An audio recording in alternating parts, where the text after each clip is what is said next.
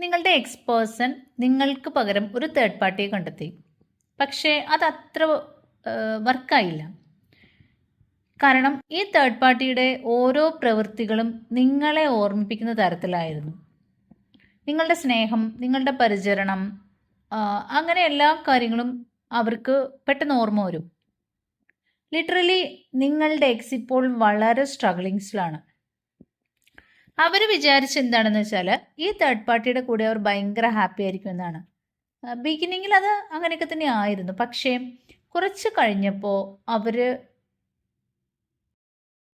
തമ്മിൽ ഡീപ്പായി അടുത്ത് കഴിഞ്ഞപ്പോൾ എല്ലാ കാര്യത്തിലും ഈ പേഴ്സൺ ആണെങ്കിൽ തേർഡ് പാർട്ടിയെയും നിങ്ങളെയും തമ്മിൽ കമ്പയർ ചെയ്യാൻ തുടങ്ങി. നിങ്ങൾക്ക് ആ പേഴ്സണോടുണ്ടായിരുന്ന ലവ്, കെയറിങ് ഇതൊന്നും അവർക്ക് ഇപ്പോൾ തേർഡ് പാർട്ടിയിൽ നിന്നും കിട്ടുന്നില്ല. ഈ തേർഡ് പാർട്ടി എന്ന് പറയുന്നത് എപ്പോഴും അതൊരു തേർഡ് പാർട്ടി തന്നെയാണല്ലേ. അവർക്ക് ഒരിക്കലും നിങ്ങളാവാൻ കഴിയില്ല. അവർ നല്ലതായിരിക്കാം, ചീത്തയായിരിക്കാം. ഞാനിപ്പോൾ അവരെക്കുറിച്ച് പറഞ്ഞതല്ല. ഇപ്പോൾ ഇവർക്ക് സംഭവിക്കുന്ന എന്താണെന്ന് വെച്ചാൽ അവർ തേർഡ് പാർട്ടിയായിട്ട് കൂടുതൽ ക്ലോസ് ആകുന്ന സമയത്തുണ്ടല്ലോ അവർ പാനിക് ആവുകയാണ്. കാരണം നിങ്ങളുമായി കണക്ട് ചെയ്യുന്ന ഓരോ കാര്യങ്ങളുണ്ടാകുന്ന സമയത്ത് അവർക്ക് വല്ലാതെ ടെൻഷനാവും. അവർ ഭയങ്കര ഫ്രീക്ക് ഔട്ട് ആവും. കാരണം നിങ്ങളിൽ നിന്ന് കിട്ടിക്കൊണ്ടിരുന്നതൊന്നും അവർക്ക് തേർഡ് പാർട്ടിയിൽ നിന്ന് കിട്ടുന്നില്ല. അപ്പോൾ ഈ തേർഡ് പാർട്ടിയെ കാണുന്ന സമയത്തൊക്കെ ഇപ്പോൾ അവർക്ക് എന്താ തോന്നണമെന്നറിയോ? ഞാൻ എന്തിനാണ് ഇത് ചെയ്തത് എന്നാണ് അവർക്ക് ആ ഒരു ഓർമ്മ. ഞാൻ എന്തിനിത് ചെയ്തു, ഇത് ചെയ്യേണ്ട ആവശ്യമില്ലായിരുന്നു എന്നൊക്കെ. അപ്പോൾ അവർക്ക് നിങ്ങളെക്കുറിച്ച് ഓർമ്മ വരുന്നുണ്ട്. അത് ആ ടൈമിൽ അവർക്കത് വല്ലാതെ ഫീൽ ചെയ്യുന്നുണ്ട്. ഞാൻ വലിയൊരു തെറ്റാണല്ലോ ചെയ്തത്, ഇത് ചെയ്യേണ്ടിയിരുന്ന ആവശ്യമില്ലായിരുന്നു എന്നുള്ളൊക്കെ ചിന്തകളൊക്കെ ഒരുപാട് വ്യക്തിയുടെ മനസ്സിലൂടെ ഇപ്പോൾ കടന്നു പോകുന്നുണ്ട്. അപ്പോൾ നമുക്ക് നോക്കാം ഈ പേഴ്സൻ്റെ ലൈഫിൽ ഇപ്പോൾ എന്തൊക്കെയാണ് നടക്കുന്നതെന്ന്. ശരിക്കും പറഞ്ഞാലുണ്ടല്ലോ അവർ കരുതിയിരുന്നത് ഈ തേർഡ് പാർട്ടിയുടെ കൂടെ അവർ ഭയങ്കര ഹാപ്പി ആയിരിക്കുമെന്നാണ്. പക്ഷേ ആ പേഴ്സൺ കരുതിയതുപോലെയല്ല കാര്യങ്ങളൊക്കെ നടന്നത്. അവർ കരുതി ഈ തേർഡ് പാർട്ടി എന്ന് പറയുന്നത് അവരുടെ ഒരു വിഷ് ഫുൾഫിൽമെൻ്റ് ആയിരിക്കുമെന്ന്. ഇപ്പോൾ ഈ പേഴ്സൺ എന്താണ് ചെയ്യുക? നിങ്ങളെ വല്ലാതെ മിസ് ചെയ്യുന്നുണ്ട്. എനിക്ക് തോന്നുന്നത് തേർഡ് പാർട്ടി അവർക്ക് സ്നേഹവും കെയറൊക്കെ കൊടുക്കുന്നുണ്ട്. അതൊക്കെ അവർക്ക് ആ ഒരു സ്നേഹമൊക്കെ കിട്ടുന്ന സമയത്ത് അവർക്ക് നിങ്ങളെ ഓർമ്മ വരുന്നുണ്ട്.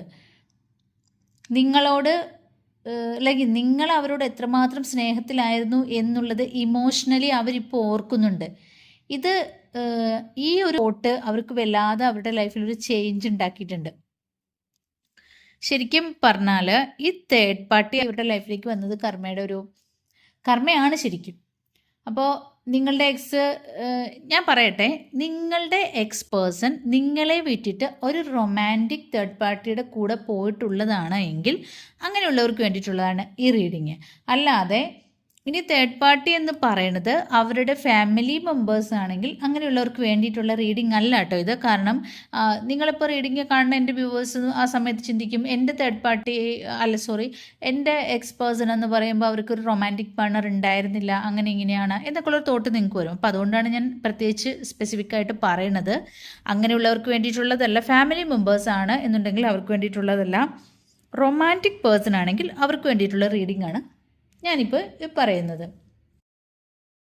ഇവിടുത്തെ ഈ പ്രോബ്ലം എന്താണെന്ന് വെച്ചാൽ നിങ്ങളുടെ എക്സ് പേഴ്സൺ ഇപ്പോൾ തേർഡ് പാർട്ടിയെ ആക്സെപ്റ്റ് ചെയ്യാനേ കഴിയുന്നില്ല. അതാണ് ഇവിടുത്തെ ഏറ്റവും വലിയ പ്രശ്നം. അപ്പോൾ ഈ തേർഡ് പാർട്ടി എന്ന് പറയുന്നത് ഗുഡാണോ ബാഡാണോ എന്നൊന്നും ഞാൻ പറയുന്നില്ല, കാരണം അവരെക്കുറിച്ച് പറയേണ്ട ആവശ്യമില്ല. അപ്പോൾ ഈ പേഴ്സൺ ശരിക്കും ഈ റിലേഷൻ്റെ സ്റ്റാർട്ടിങ്ങിൽ വിചാരിച്ച എന്താണെന്ന് വെച്ചാൽ ഇത് വളരെ രസകരമായി തീരുമെന്നുള്ള കാര്യമാണ്. അപ്പോൾ ഇവിടെ തേർഡ് പാർട്ടിയുടെ ഞാൻ പറഞ്ഞില്ല, തേർഡ് പാർട്ടിയുടെ ഇൻറ്റൻഷനൊന്നും റോങ് ഒന്നുമല്ല. അവർ നന്നായി തന്നെയാണ് ഈ പേഴ്സണോട് പെരുമാറുന്നതും. തേർഡ് പാർട്ടി നിങ്ങളുടെ പേഴ്സണോട് വളരെ ക്ലോസ് ആയിട്ട് പെരുമാറുന്ന സമയത്ത് അവർക്ക് നിങ്ങളെ ഓർമ്മ വരും. അതാണ് ഇവിടുത്തെ പ്രശ്നം. ഈ പേഴ്സൺ ഇപ്പോൾ ഒരുപാട് ഇമോഷണലി അറ്റാച്ച്ഡ് ആകുന്നത്, ഒരുപാട് ഇമോഷണലി ഇങ്ങനെ അറ്റാച്ച്ഡ് ആകുന്നതൊന്നും ഈ വ്യക്തിക്ക് ഇഷ്ടമായിരുന്നില്ല. അപ്പോൾ അതുപോലെ തന്നെ ഈ തേർഡ് പാർട്ടി ഇവരോട് ഭയങ്കര ക്ലോസ് ആയിട്ട് പെരുമാറുമ്പോൾ എന്താകുന്ന സമയത്ത് അവർക്കൊരു പേടിയുമുണ്ട്. ഇമോഷണലി അവർ വീണ്ടും ഈ തേർഡ് പാർട്ടിയുടെ വൾണറബിൾ ആയി പോകുമോ എന്നുള്ളൊരു ടെൻഷനും അവർക്കുണ്ട്. ഇപ്പോൾ ഈ വ്യക്തി നിങ്ങളിൽ നിന്ന് ഡിറ്റാച്ച് ആയതുപോലെ തന്നെ ഈ തേർഡ് പാർട്ടിയിൽ നിന്നും ഡിറ്റാച്ച് ആകാൻ ശ്രമിച്ചു കഴിയുമ്പോൾ നിങ്ങൾ ബിഹേവ് ചെയ്തതുപോലെ ആവില്ല ഈ തേർഡ് പാർട്ടി ബിഹേവ് ചെയ്യുക. കാരണം ഈ തേർഡ് പാർട്ടി എന്ന് പറയുന്നത് വളരെ സ്ട്രോങ് ആയിട്ടുള്ളൊരു പേഴ്സണാണ്. അവർ അവരുടേതായ ഒരു ബൗണ്ടറി സെറ്റ് ചെയ്തിട്ടുണ്ട്. അപ്പോൾ ആദ്യം അവർ വിചാരിച്ചു ഈ തേർഡ് പാർട്ടി, നിങ്ങളുടെ ഈ എക്സ്പേഴ്സും വിചാരിച്ചു തേർഡ് പാർട്ടി എന്ന് പറയുന്നത് അവരുടെ ഒരു വിഷ് ഫുൾഫിൽമെൻ്റ് ആകുമെന്ന്. പിന്നീടാണ് അവർക്ക് ഈ തേർഡ് പാർട്ടി കമ്മിറ്റഡ് ആവുമോ അല്ലെങ്കിൽ ഭയങ്കര കമ്മിറ്റഡ് ആകേണ്ട വരുമോ എന്നൊക്കെ ഇവർക്ക് പേടിയായി. ഇപ്പോൾ അതുകൊണ്ട് നിങ്ങളുടെ എക്സ് എന്താവും, ഈ തേർഡ് പാർട്ടിയുടെ ഒരു ഹോട്ട് ആൻഡ് കോൾഡ് റിലേഷനിലേക്ക് വന്നപ്പോൾ അവർക്കത് വളരെ നിസ്സാരമായി എടുക്കാൻ കഴിഞ്ഞില്ല ഈ തേർഡ് പാർട്ടിക്ക്. അതുകൊണ്ട് തന്നെ തേർഡ് പാർട്ടി നിങ്ങൾ ബിഹേവ് ചെയ്തതുപോലെ എല്ലാവരും ബിഹേവ് ചെയ്തത് അവരവരുടെ ബൗണ്ടറി തന്നെ ഉറച്ചു നിന്നു. അപ്പോൾ നിങ്ങളുടെ എക്സിൻ്റെ ആറ്റിറ്റ്യൂഡ് എന്തായിരുന്നു എന്നറിയാമോ ആ ടൈമിൽ? അതായത് നിങ്ങളുടെ അടുത്ത് നിന്നപ്പോൾ ശരിക്കും അവർക്ക് ഒരു ഇക്കരെ നിൽക്കുമ്പോൾ അക്കരെ പച്ച എന്നുള്ളൊരു ആറ്റിറ്റ്യൂഡില്ല. അതായത് ഇപ്പുറം നമ്മൾ നിൽക്കുമ്പോൾ അത് ഭയങ്കര നല്ലതാണെന്നുള്ള അവസ്ഥയായിരുന്നു അവർക്ക്. അങ്ങനെയാണ് അവർ തേർഡ് പാർട്ടിയെ തേടി പോയത്. കാരണം നിങ്ങൾ ഭയങ്കര കമ്മിറ്റ്മെൻറ്റ് ആഗ്രഹിക്കുന്ന ഒരു വ്യക്തിയാണ്, അവർക്ക് അതിൽ താല്പര്യമൊന്നുമില്ല. അപ്പം നിങ്ങളെക്കാളും കുറച്ചുകൂടെ ബെറ്റർ ആവും തേർഡ് പാർട്ടി എന്ന് വിചാരിച്ചിട്ട് ഇവിടെ നിന്നപ്പോൾ അവിടെയാണ് കുറച്ചുകൂടെ ഒരു നല്ലത് അല്ലെങ്കിൽ സുഖം എന്നുള്ള ചിന്തയിലാണ് അവർ നിങ്ങളെ ഇട്ടിട്ട് പോയത്. ഇപ്പോൾ അവർക്ക് മനസ്സിലായി എന്താണ് അതൊക്കെ തെറ്റായിരുന്നു എന്നുള്ളത്. പിന്നെ നിങ്ങൾ ചെയ്തതുപോലൊരു മണ്ടത്തരം എല്ലാവരും ചെയ്യുകയില്ലല്ലോ. സോ തേർഡ് പാർട്ടി ഈ കാര്യത്തിൽ ഭയങ്കര സ്ട്രോങ് ആയിട്ട് നിന്നു. ഒരു ഹോട്ട് ആൻഡ് കോൾഡ് റിലേഷൻഷിപ്പിന് ഈ തേർഡ് പാർട്ടിക്ക് ഒട്ടും തന്നെ താല്പര്യം ഉണ്ടായിരുന്നില്ല. അവർ അവരുടേതായ ബൗണ്ടറി സെറ്റ് ചെയ്ത് വെച്ചിട്ട് അവരവരുടേതായ ഡിസിഷനിൽ തന്നെ ഉറച്ചു നിന്നു. ഇത് ശരിക്കും നിങ്ങളുടെ എക്സ്പേഴ്സൺ ഒരു ചലഞ്ചിങ് മൊമെൻ്റ് ആണ്. കാരണം ഇപ്പോൾ അവർക്ക് ചെയ്യാവുന്നത് 3 കാര്യങ്ങളാണ് കേട്ടോ. ഒന്ന്, അവരുടെ ഇന്നർ വർക്ക് ചെയ്തിട്ട് അവർക്ക് ഹീലായി മാറിയിട്ട് നല്ല രീതിയിലേക്ക് അവർക്ക് മുന്നോട്ട് പോവാം. ഇനി അല്ല എങ്കിൽ ഇപ്പം ഈ ചെയ്യുന്നത് വീണ്ടും അടുത്ത ആളോട് ചെയ്യാം. കാരണം ഇപ്പോൾ തേർഡ് പാർട്ടിയെ വിട്ടിട്ട് ഇനി വീണ്ടും അടുത്തൊരു പേഴ്സണെ കണ്ടെത്തിയിട്ട് അവരോട് ഇത് ചെയ്യുക. ഹോട്ട് ആൻഡ് കോൾഡ് റിലേഷനിലാവുക, കമ്മിറ്റ്മെൻറ്റ് ആവശ്യപ്പെടുമ്പോൾ ഹോട്ട് ആൻഡ് കോൾഡ് റിലേഷനിലാവുക, അവരെ വിട്ടു പോവുക, അങ്ങനെ വീണ്ടും ഇത് ചെയ്തുകൊണ്ടിരിക്കുക. അല്ല എങ്കിൽ 3ാമത്തെ കാര്യം എന്ന് പറഞ്ഞാൽ നിങ്ങളുടെ അടുത്തേക്ക് തിരിച്ചു വരാം, വീണ്ടും അതേ പഴയ അവസ്ഥയിൽ. മനസ്സിലായില്ലേ? നിങ്ങളുമായിട്ട് എങ്ങനെയായിരുന്നോ ആ ഒരവസ്ഥയിലേക്ക് അവർക്ക് വേണമെങ്കിൽ തിരിച്ചു വരാം. ഇതാണ് ഈ 3 കാര്യങ്ങൾ ഇവരുടെ മുമ്പിലുള്ള കാര്യങ്ങൾ. ഇവിടെ നോക്കും, നമുക്ക് 2 കാർഡുണ്ട്, ഏസ് ഓഫ് കപ്സും 10 ഓഫ് കപ്സും. അവരിപ്പോൾ ശരിക്കും നിങ്ങളെക്കുറിച്ച് ഓർത്തിട്ട് എക്സ്ട്രീംലി ഇമോഷണലാണ്. അവർക്കിപ്പോൾ നിങ്ങളുടെ അടുത്തേക്ക് തിരിച്ചു വന്നേ മതിയാവൂ. നിങ്ങളുമായിട്ടൊരു പുതിയ റിലേഷൻ അവർക്കിപ്പോൾ സ്റ്റാർട്ട് ചെയ്യണം. ഇതൊരു കമ്മിറ്റഡ് റിലേഷൻ ആണെങ്കിൽ ശരിക്കും പറഞ്ഞാൽ ഭയങ്കര ബുദ്ധിമുട്ടായിരിക്കും.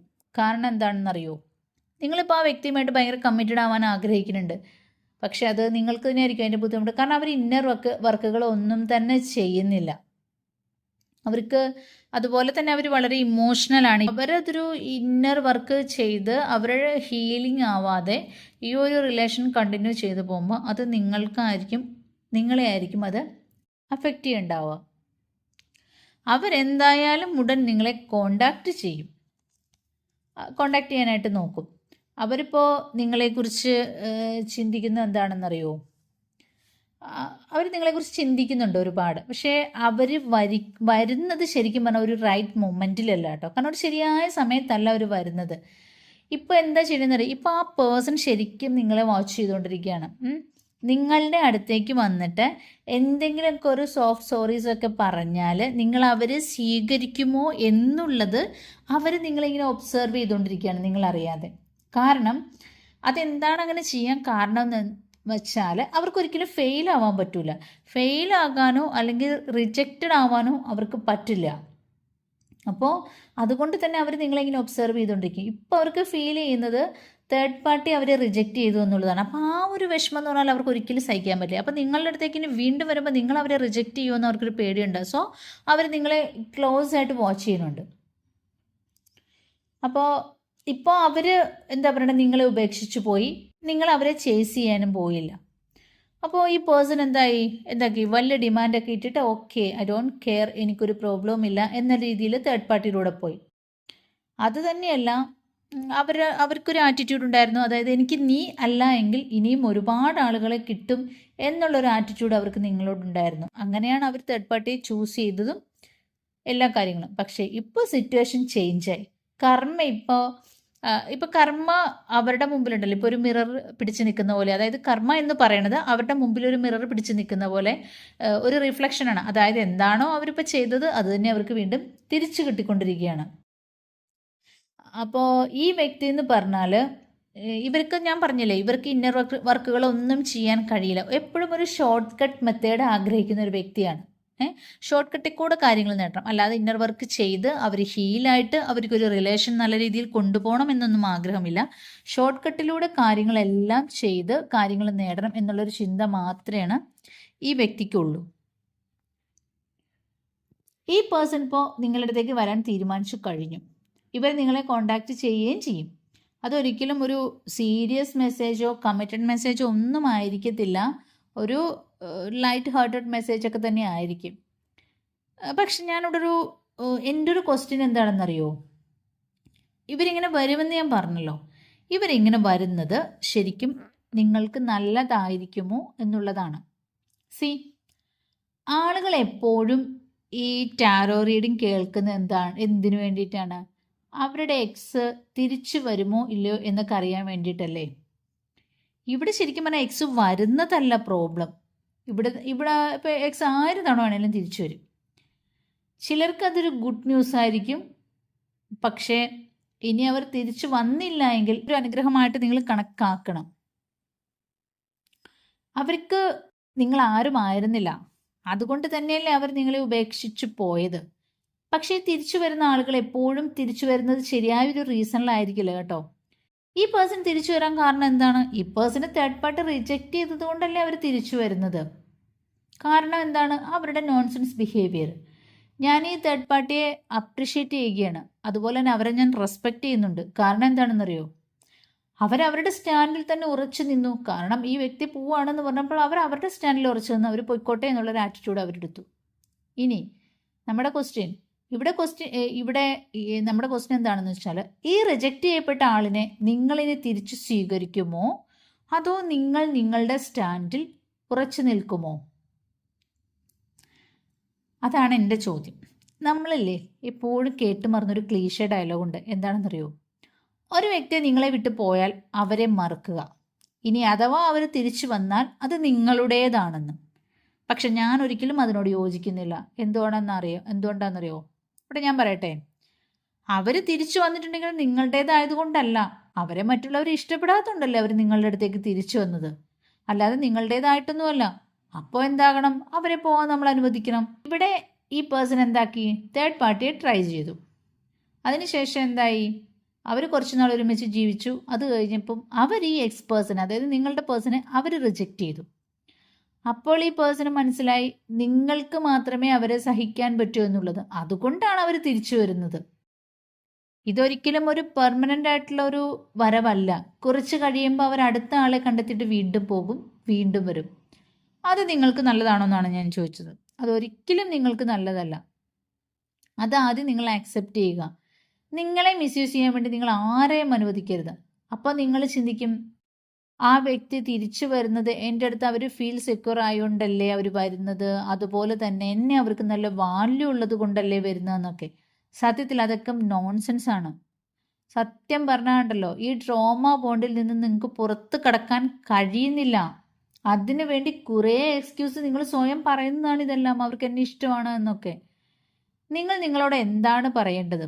ശരിയായ കാര്യങ്ങൾ പറഞ്ഞ് സ്വയം മനസ്സിലാക്കാൻ ശ്രമിക്കുക.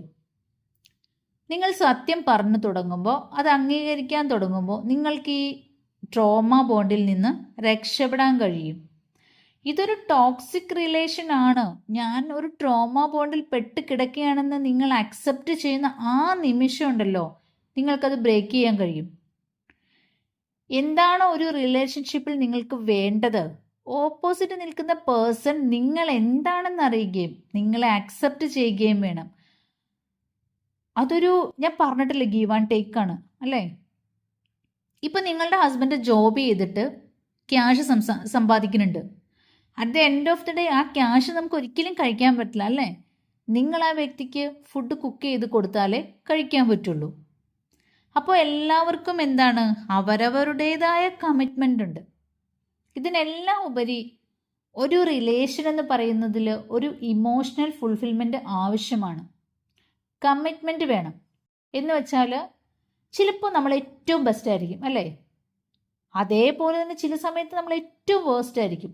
ഏറ്റവും നല്ലതുമായിരിക്കും, ഏറ്റവും മോശവുമായിരിക്കും. എന്നാലും ആ വ്യക്തി നമ്മളെ വിട്ടു പോകില്ല എന്നുള്ളൊരു ഉറപ്പുണ്ടല്ലോ, അത് നമുക്കുണ്ടാവണം. ചില ദിവസം നമ്മൾ ഏറ്റവും മോശമായിട്ട് രീതിയിലായിരിക്കും പെരുമാറാൻ ശ്രമിക്കുന്നത്.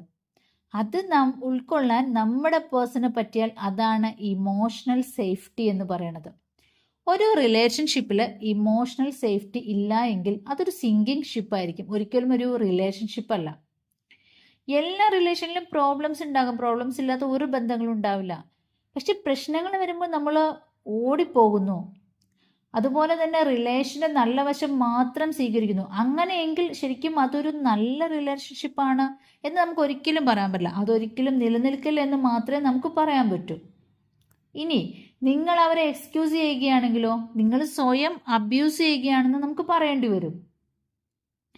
നിങ്ങളോട് സ്വയം കള്ളം പറയുന്നത് നിങ്ങൾ സ്റ്റോപ്പ് ചെയ്യണം. സോ ഈ പേഴ്സൺ തിരിച്ചു വരുമ്പോൾ നിങ്ങളോട് പറയണം, ഇവർ തിരിച്ചു വരുന്നത് ഒരിക്കലും എന്നോടുള്ള സ്നേഹം കൊണ്ടല്ല, മറിച്ച് മറ്റുള്ളവർക്ക് അവരെ ഡീൽ ചെയ്യാൻ പറ്റില്ല, അതുകൊണ്ടാണ്. നിങ്ങളെ കൊണ്ട് മാത്രമാണ് അവരെ ഡീൽ ചെയ്യാൻ പറ്റുള്ളൂ, അതുകൊണ്ടാണ് അവർ തിരിച്ചു വരുന്നത്. അവരുടെ എല്ലാ നോൺസെൻസും നിങ്ങൾ അംഗീകരിച്ചു കൊടുക്കും. ഒരിക്കലും നിങ്ങൾ നിങ്ങൾക്ക് വേണ്ടി നിൽക്കില്ല, അവർക്ക് വേണ്ടി മാത്രം നിൽക്കും. അതുപോലെ അവരുടെ അബ്യൂസിനെ എല്ലാം നിങ്ങൾ അംഗീകരിച്ചു കൊടുക്കും. ഇതൊക്കെ കൊണ്ട് മാത്രമാണ് അവർ തിരിച്ചു വരുന്നത്. അതൊരിക്കലും സ്നേഹമല്ല. ഇനി ഇതൊക്കെ പറഞ്ഞിട്ട് നിങ്ങൾ നോക്ക്, നിങ്ങളുടെ മൈൻഡും ബോഡിയും എങ്ങനെയാണ് റെസ്പോണ്ട് ചെയ്യുന്നതെന്ന്. നിങ്ങൾ അവരെ തിരിച്ച് സ്വീകരിക്കുമോ അതോ നിങ്ങൾ റിജക്റ്റ് ചെയ്യുമോ? ഇപ്പോൾ ഞാനിതൊക്കെ പറയുമ്പോൾ ഉണ്ടല്ലോ, നിങ്ങൾക്ക് കുറച്ച് വിഷമമായിട്ട് തോന്നുന്നുണ്ടാവും, അല്ലെങ്കിൽ ഞാൻ കുറച്ച് റഫ് ആൻഡ് ടഫായിട്ട് ഇങ്ങനെ പറയണമായിട്ടൊക്കെ നിങ്ങൾക്ക് തോന്നുന്നുണ്ടാവും. നിങ്ങൾക്ക് അക്സെപ്റ്റ് ചെയ്യാൻ പറ്റൂല, അത് വിഷമമായിട്ട് നിങ്ങൾക്ക് തോന്നാം. പക്ഷേ ഈ ട്രോമ ബോണ്ട് ബ്രേക്ക് ചെയ്യണമെങ്കിൽ നിങ്ങൾ ഇതൊക്കെ ഫേസ് ചെയ്തേ മതിയാവൂ. ബിക്കോസ് ഈ ട്രോമ ബോണ്ട് എന്ന് പറഞ്ഞാൽ നിങ്ങൾക്ക് ഒരിക്കലും നല്ലതല്ല ഫ്രണ്ട്സ്. നിങ്ങളുടെ മെൻ്റൽ ഹെൽത്തും സ്പിരിച്വാലിറ്റിക്കും ബോഡിക്കും ഒന്നും നല്ലതല്ല. സോ നിങ്ങൾ എങ്ങനെയെങ്കിലും ഈ ട്രോമ ബോണ്ടിൽ നിന്നും പുറത്ത് കടന്നേ മതിയാവുള്ളൂ.